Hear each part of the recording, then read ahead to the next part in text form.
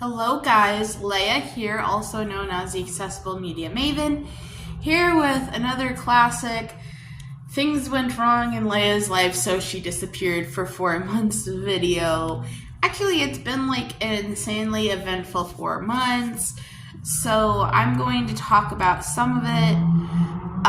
Just know that I still live in Chicago, so there will still be Chicago noises. I'm sorry I can't do anything about it. This is what happens when you live in South Loop. Really, the most eventful thing that has happened over the last 4 months is that I've had not one, not two, but 3 GI appointments in the last 4 months. Actually, really, in the last 3-ish months, I had one in December, one in January, and then I had one this week. But we're going to talk about that. So, I think that to start, I've had like an insanely busy, stressful 4 months.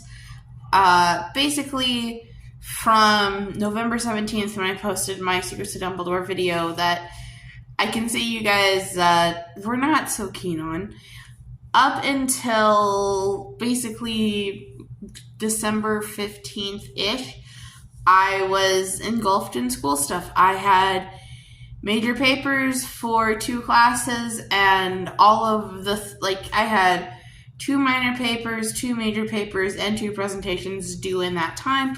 But let me tell you, I wish that was as busy as I have been in the last 8 weeks, because I decided this semester to take 4 classes as a grad student, which is full-time, and one of those classes was an 8-week class.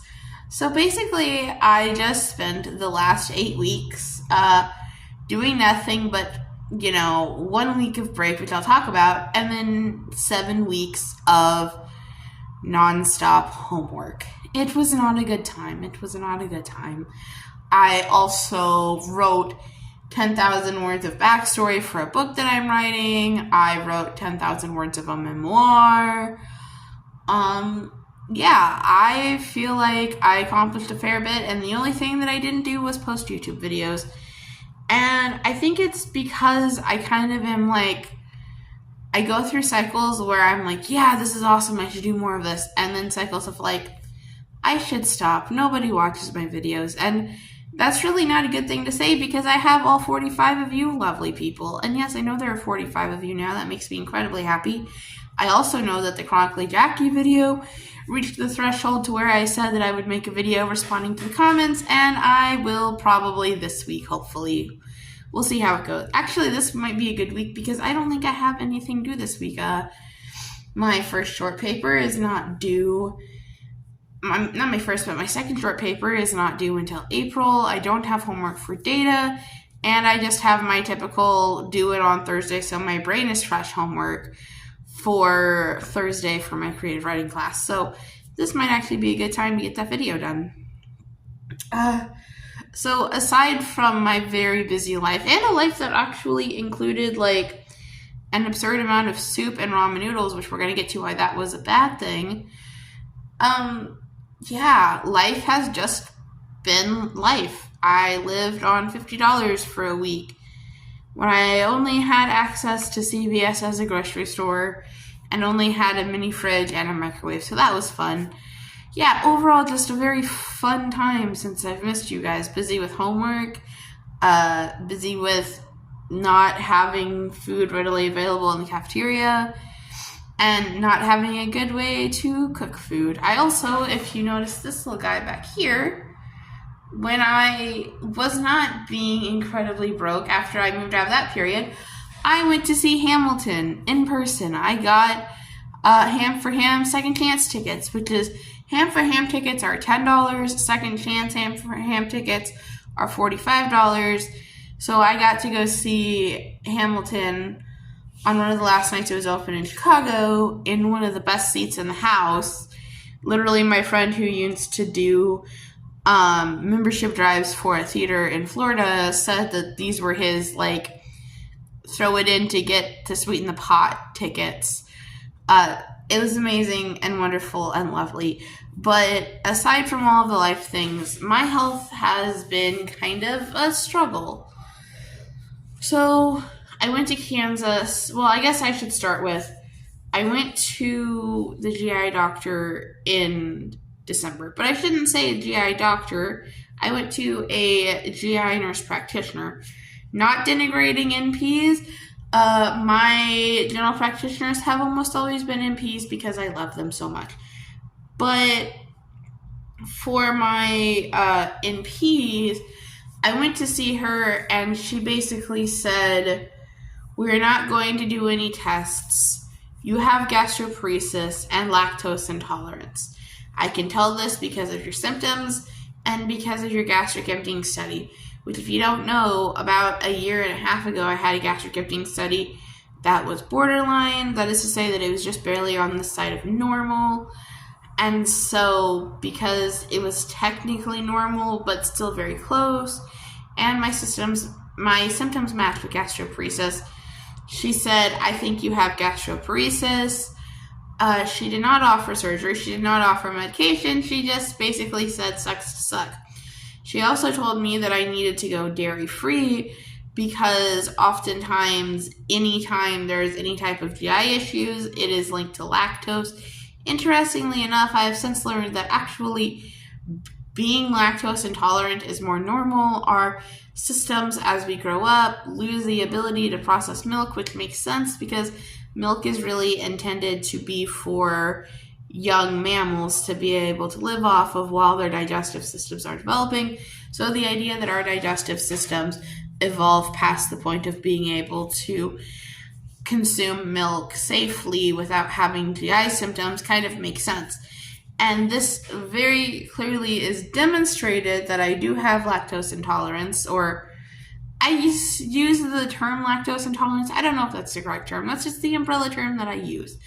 But it's quite clear that I do have some sort of lactose issue because of the fact that I can eat cheese, which, from what I understand, cheese has casein but not lactose in it. And so as long as the cheese is not fried, as long as it's just cheese, I can usually eat cheese without too many problems. But oh boy, it made so much sense to me when I realized, like, oh wait, maybe the reason I felt like shit when I was eating yogurt and peanut butter is because the yogurt made me sick. And I don't know if this is an autism thing or if this is like a Laigha thing or an everybody thing. Please tell me. But like, I felt bad, and so I would have either yogurt or milk-based protein drinks, and then I would feel more bad.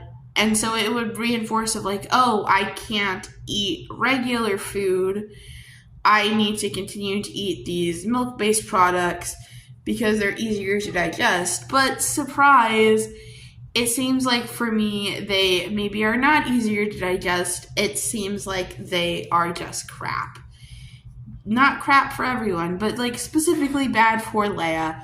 And so she advised me to, but the weird thing then became that even though she was pretty sure I had gastroparesis, she then wanted me to take fiber supplements. The last time that I was having even just an acceptable level of fiber, having like, I think it was like the 15 grams or whatever, the minimal amount, was when I was so severely constipated that I had to be put on a prescription strength stool softener. So I kind of had some doubts and felt a little frustrated. I remember telling someone, I can't remember if it was my GP or my therapist, I said, I've never had a doctor that felt less like a Northwestern doctor than this doctor. I felt like she didn't know what she was talking about. I felt like she was giving me horrible advice. And overall, I felt like I wasted $50 and a like whole day trip, right? Because I had to get on the bus, take the bus to the metro station, take the metro station to Lake Forest where my appointment was, then take an Uber from the metro station to the hospital, and then do that in reverse. So it took me an entire day to go to this appointment. it cost me like $50 to go.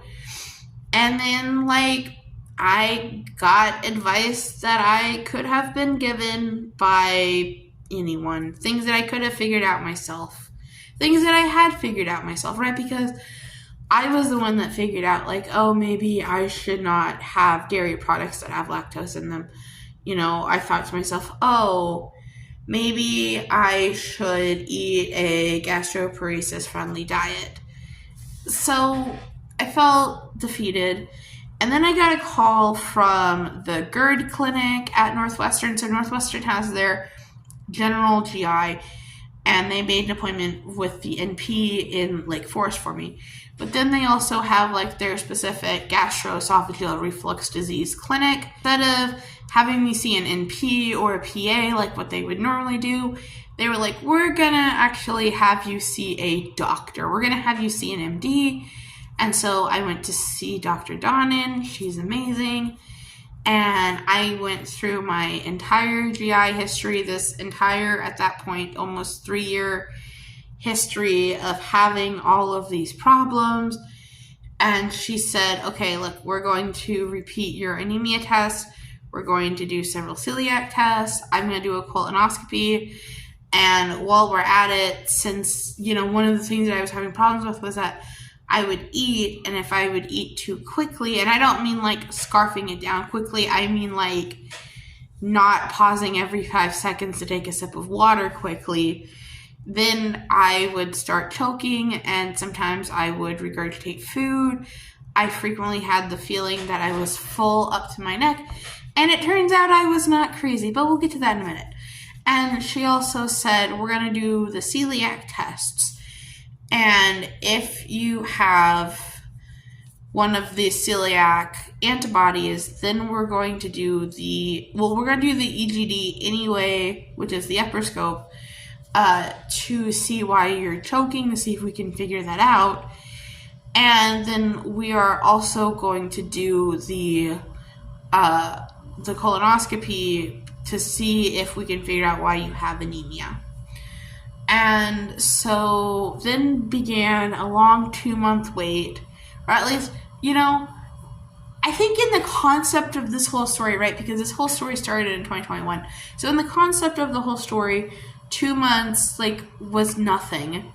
But in the context of, like, I've been suffering for almost 3 years, I want to get this done, and I want to have answers, and I want to get better, 2 months was like forever. And so that leads us to what happened this week. So on Monday, I did the dreaded colonoscopy prep. Actually, I did a little bit more than the colonoscopy prep because we had a scare. We had a scare at 5 in the morning, which led to me going over to CVS when it opened and getting another bottle of Miralax and buying 3 more 20-ounce Gatorades, and me chugging Gatorade for like another 2 hours after having already spent 3 hours chugging Gatorade the night before. So yeah, I had literally a gallon of Gatorade. In case you were wondering, yes, I did have major flashbacks to before I had my gallbladder out. Thank you for recognizing my pain. And so I did all the prep, went for the colonoscopy, and what ended up happening was that they took biopsies in 2 places in my esophagus to look for EOE, eosinophilic gastritis, or yes, EOG, eosinophilic gastritis, eosinophilic esophagitis, and eosinophilic duodentitis. Those are mouthful. Those are basically like reactive conditions that cause inflammation and can very easily turn into cancer.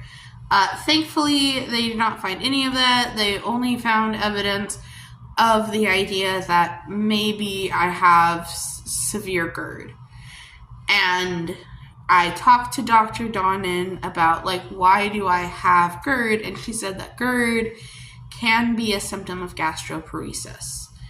So yeah, we're back to, this is probably gastroparesis. As to the celiac biopsies, there's kind of 2 stories there. Number 1, the celiac biopsies came back normal. There was inflammation, And there was inflammation just like they have found 3 times, but there was no damage to the villi, which are the part of your small intestine that's damaged by celiac, which means that I don't have celiac yet. I could still develop celiac in the future, and it's recommended that my next GI, which I'll get to this in a minute, why I'm getting a new GI, it's recommended that my next GI and I come up with a plan for keeping track of whether or not I eventually develop celiac. When you develop celiac, you are at increased risk for cancer if you continue to eat gluten or any food that's not gluten-free, which a food can not have gluten and also not be gluten-free at the same time, because gluten-free has to do with any type of contact with gluten. So if I put a piece of bread on my desk and then I take it away and then I put a slice of cheese on my desk, why I would put cheese straight on, we're going with it. But that cheese, even though cheese is naturally gluten-free, that cheese is no longer gluten-free. So